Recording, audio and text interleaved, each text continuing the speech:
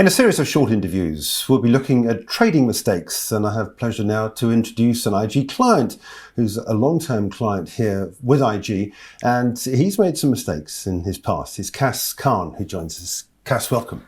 Thank you, Jeremy. We've spoken before we went to air about this, and you admitted to a number of mistakes which you've got over in the years you've been trading.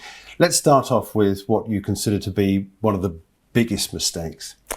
I'd say one of the biggest mistakes are you let your losers run and you take your winners way too early. And I think you'll find some people have a good percentage where they've got a 70% win rate on, let's say, the Dow. But the winners are very, very small and the losers are very, very big. So it doesn't even itself out. And getting over that, getting over the losers, it's not easy. I feel like you have to lose, and sometimes lose quite bad before you have to regroup. You're self-taught, I understand. Yes. It must have been very difficult for you to do that by yourself. Did you just do that on your own, or were you talking to people, or did you confer with your account manager? How did you get over this problem?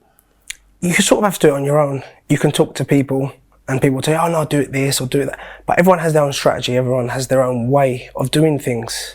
You really have to sit down, regroup on your own and think, okay, how do I get over this? How do I get over this hurdle? One of the worst ones were you put a stop in, you think, okay, lovely, I've got the right risk ratio here. I'm not risking a lot.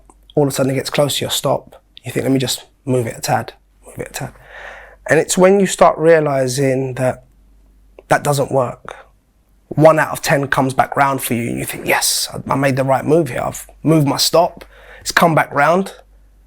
But then it gets to a point where sometimes you wanted to risk £1,000, for example, and your take profit was maybe 3,000.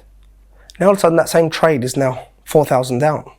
So it doesn't even itself out. And when it comes back round, I've seen people, I've done it myself. It comes back round and you take £1,000 and you think, okay, I've done good here, but you haven't.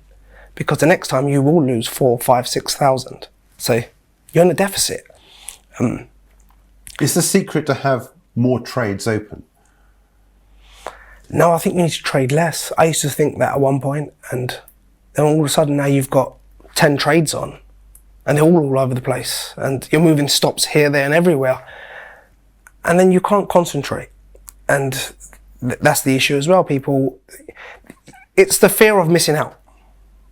And you don't have to feel like that. And sometimes taking a loss, now you've risked £1,000, you've took the loss there, then you've took a loss again.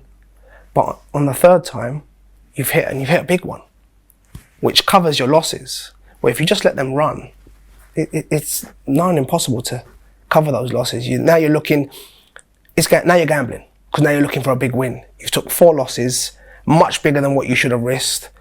Some people blow up their account doing that.